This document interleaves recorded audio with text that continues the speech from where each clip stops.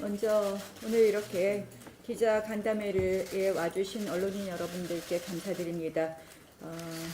지난 일주일간 자유한국당 의원, 당직자, 보좌진만 고생한 것이 아니라 우리 언론인 여러분들도 함께 정말 밤새우시면서 기사 작성하시느냐고 너무 수고 많으셨습니다. 그래서 괜히 저한테 조금 섭섭하신 거 아닌가 모르겠습니다.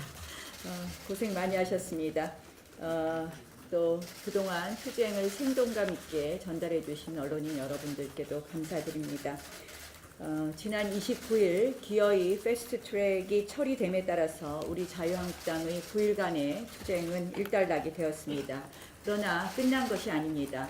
지금부터가 본격적인 시작이다라고 보시는 것이 맞겠습니다. 지난 9일 여정을 통해서 다만 많은 것을 정말 느끼고 또 얻었습니다.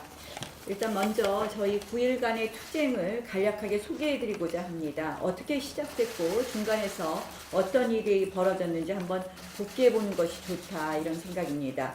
얼마나 불법적이고 또 탈법적으로 또 원칙 없는 이런 무리한 날치기가 진행되었는지 시간 순서대로 말씀드리도록 하겠습니다.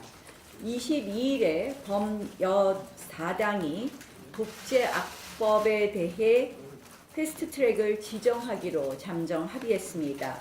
23일에 4당 의총이 있었고 이 과정에서 바른미래당 의원들이 비민주적 행태와 불법성에 대해서 항의하면서 일부 탈당하기도 합니다.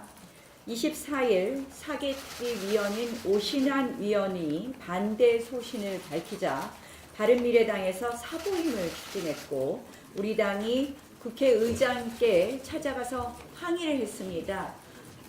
저는 사실 이런 국회의장님 처음 뵀습니다. 이렇다면 이런 정도 사태가 이루어졌으면 국회의장께서 이 지금 파국으로 가지 않게 한 번쯤 여당을 다시 설득하고 또 이런 전례 없는 일이 있지 않도록 의장께서도 그동안 말씀들을 하셨습니다. 선거법은 반드시 합의에 의해서 처리해야 되는 것이다. 이렇게 한 번쯤 설득하고 설명하셨어야 되는데 국회의장께서 우리에게 하신 우리 자유한국당에게 보여주신 태도는 무시와 모욕이었습니다. 그 과정에서 이미자 의원에 대해서도 저는 여러 가지를 다 논의하기 전에 이것은 동료 국회의원에 대한 정말 모욕적인 행동이었다고 생각합니다. 바른미래당은 결국은 국회의장이 이렇게 동의하는 과정에서 오히려 동의가 아니라 적극적으로 나서는 과정에서 불법 사보임을 팩스로 제출했습니다. 불법 사보임인 거 다시 설명 안 해드려도 잘 아실 겁니다.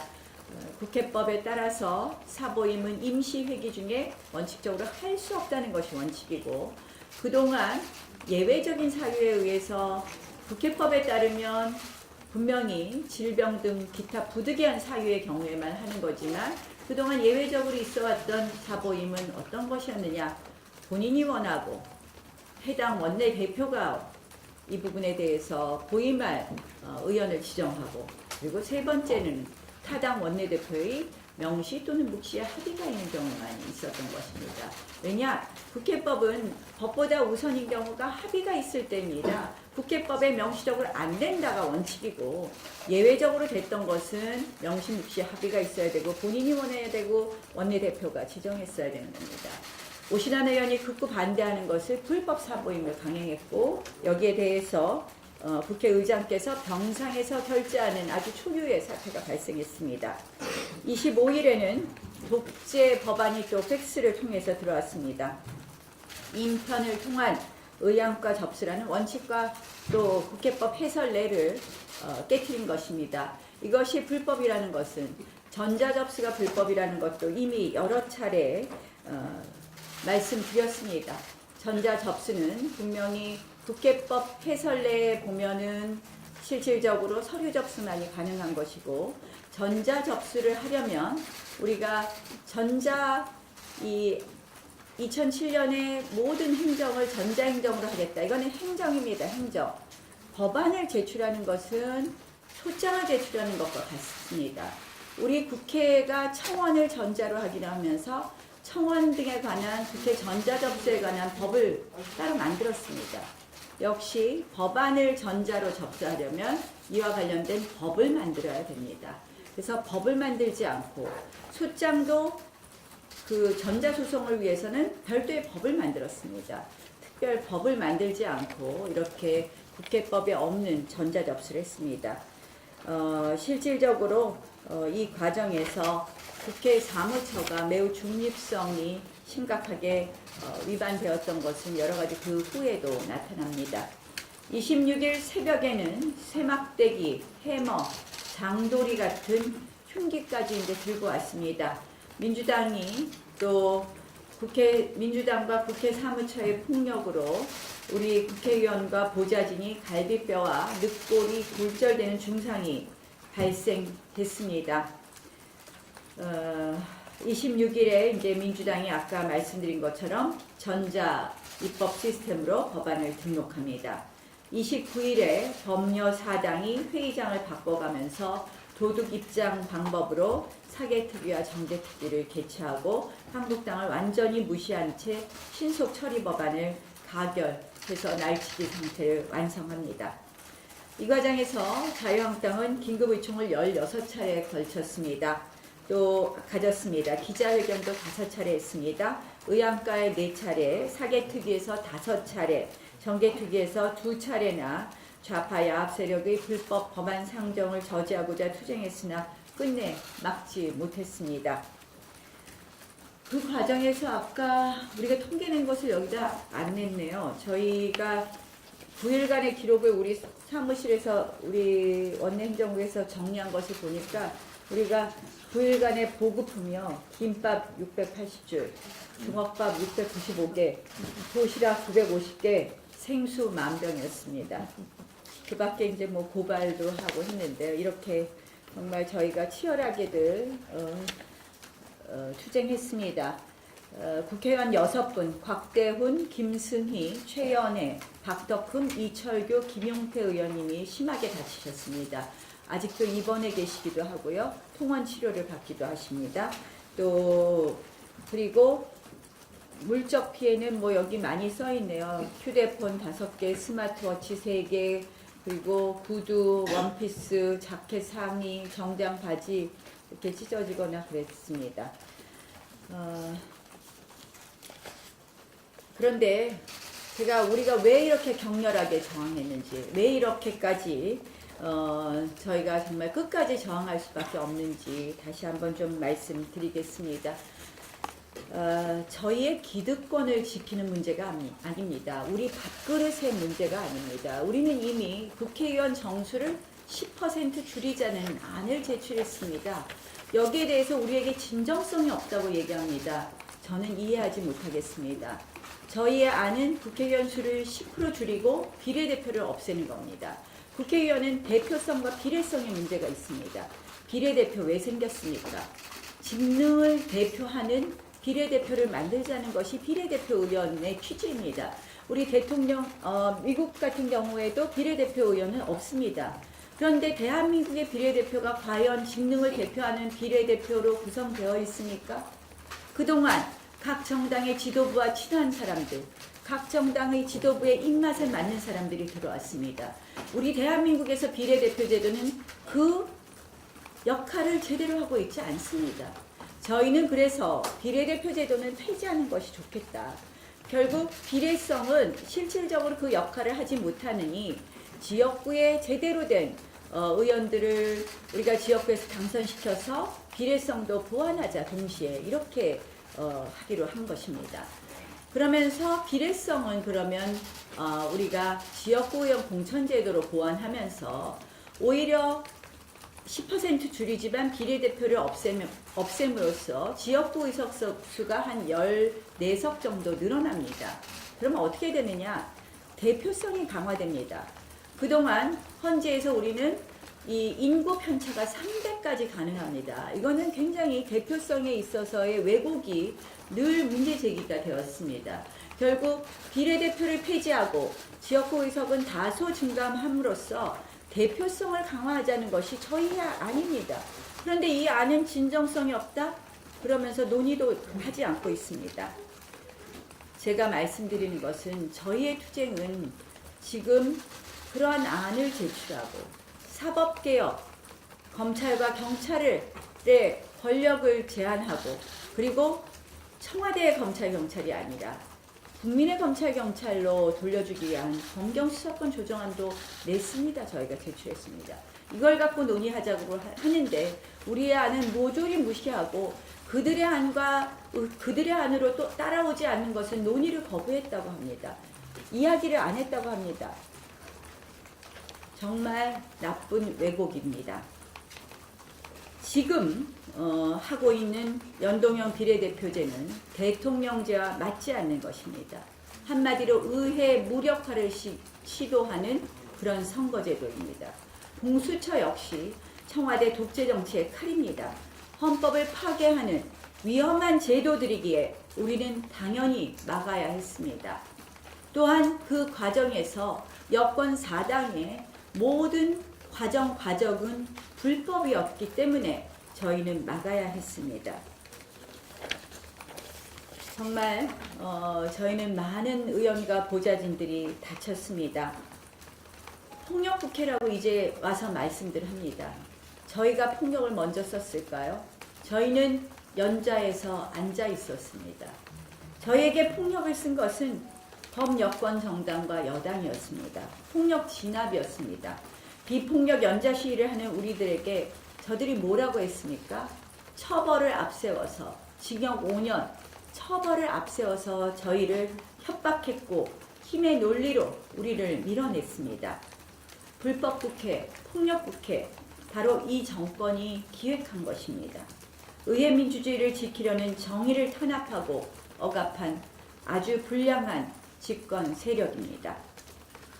그러면서 또 이렇게 이야기합니다.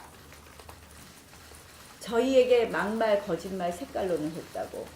그런데 막말과 거짓말은 그들이 했습니다. 자신들의 불법과 막장 정치를 합리화하기 위해서 막말과 거짓말을 동원합니다. 최이배 의원이 이런 이야기했습니다. 작년 12월 15일에 이미 연동형 비례대표제 합의했다고. 여러분들 12월 15일 어떤 일이 있었는지 기억해 보십시오. 손학규 대표와 이정미 대표가 단식 중이었습니다. 단식이 장기화되면서 정말 단식 좀 중단하게 해달라고 많이들 와서 저한테 애원했습니다. 우리 당으로서는 연동형 비례대표제를 받을 수 없다고 분명히 얘기했습니다. 그때 그들이 제안한 것이 검토라는 것이라도 하면 어떻겠냐고 했습니다. 그래서 검토를 넣어드린 겁니다. 검토는 합의가 아닙니다. 그때 합의서의 합의문의 가장 중요한 문헌은 2항과 4항에 있는 정치개혁 특위 합의에 따라서 한다는 것이었습니다. 합의에 따라서 해야 한다는 것을 이렇게 패스트트랙을 태워놨습니다. 패스트트랙을 태워놓고 하는 말이 지금부터 논의하겠다. 이 안대로 하지 않겠다라고 얘기합니다. 지금부터 논의하겠다? 논의하려면 패스트트랙을 태우면 안 되죠. 저희는 이미 법안을 제출하고 적극적으로 논의하고 있었습니다. 패스트트랙 법안을 해놨다. 이건 뭐냐? 우리 안대로 하지 않으면 무조건 이것으로 갈 거야 하는 겁박입니다. 겁박 속에서 논의를 하자고요? 이것이 진정한 논의입니까? 국민을 기망하는 것입니다. 저희를 겁박하고 있는 것입니다. 또 거짓말이 있습니다. 거짓말과 막말이 있습니다. 이해찬 민주당 대표 이런 말 했습니다. 한번 나한테 혼나볼래. 도둑놈이 매를 든다는 뜻이다. 도둑놈들한테 이 개 맡길 수 있느냐. 홍영표 민주당 원내대표도 얘기했습니다. 심상정 정의당 대표도 얘기했습니다. 저보고 거짓말한다고 합니다. 제가 충분히 설명해 드렸습니다. 어떤 거짓말을 했습니까? 우상호 민주당 의원 좀 미친 것 같다라는 이야기도 했습니다. 의회 내에서 이런 막말 그대로 놔둘 수 있겠습니까? 이해찬 대표 상대당에 대해서 제1야당에 대해서 도둑놈이라고 하는데 저희가 같이 국회를 할 수 있겠습니까? 저희가 법적인 대응을 떠나서 이분들의 사과가 필요하다는 말씀을 다시 한번 드립니다. 또 저희 당에는 색깔론 운운합니다. 저희 보고 극우라고 매도합니다. 일부 언론에서는 패스트트랙 지정에 대한 한국당의 항의를 반민특위 해상 과정에 빗대고 있습니다. 민주당은 색깔론, 막말, 거짓말, 지금까지 이런 야당 국회의원은 없었다. 이런 현수막을 전국에 개첩했습니다. 이해찬 대표는 김대중, 노무현, 문재인 대통령 12년을 빼놓고 일제강점기이거나 독재 또는 아주 극우적인 세력에 의해 이 나라가 통치되었다고 발언했습니다. 한국당은 색깔론을 이야기한 적이 없습니다. 저는 물어보고 싶습니다. 민주당에게. 민주당이 우파 정부냐고. 민주당 우파 아니지 않습니까? 그럼 좌파 아닙니까? 좌파라고 말하는데 왜 그것이 색깔론입니까? 오히려 문재인 대통령께서 빨갱이 표현은 청산해야 할 친일잔재다 하면서 역사까지 왜곡시키면서 색깔론을 제기한 것 아니겠습니까? 제가 편파보도 조금 말씀드리겠습니다. 우리 언론인들 상당히 저는 현장에 있는 우리 당 출입 언론인들 수고하셨다고 생각하고 여러분들의 노고에 감사드립니다. 저는 우리 당 출입 언론인들이 하셨다고는 생각하지 않습니다만 데스크 과정 통해서 저는 굉장히 편파적인 부분에 대해서 좀 말씀드리고 싶습니다. 아까 이 동물국회에 대한 원인도 제가 몇 번 말씀드렸지만 모 언론사와 함께한 여론조사 문항을 보면 심히 그것은 우리 당을 더 많이 지적할 수밖에 없는 그런 왜곡을 가져왔습니다. 동물국회 원인이 무엇이냐고 물어보고 자유한국당의 물리력 행사 그리고 민주당의 무리한 추진 패스트트랙의 무리한 추진 그럼 어디다 도장 찍겠습니까? 물리력과 동물국회 하면 물리력에다 하지 않겠습니까? 또 그뿐 아닙니다.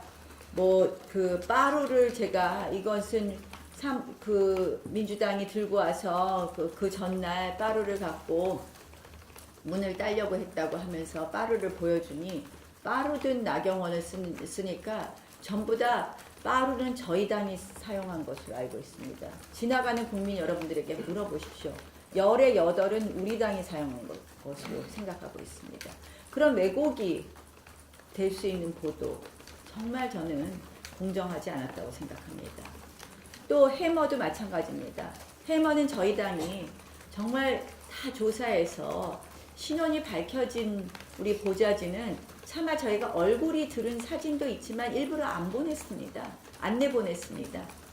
다만 이 신원이 드러나지 않은 저희는 민주당 관계자를 보는데 사람의 뒷모습은 얼굴을 보여드렸습니다.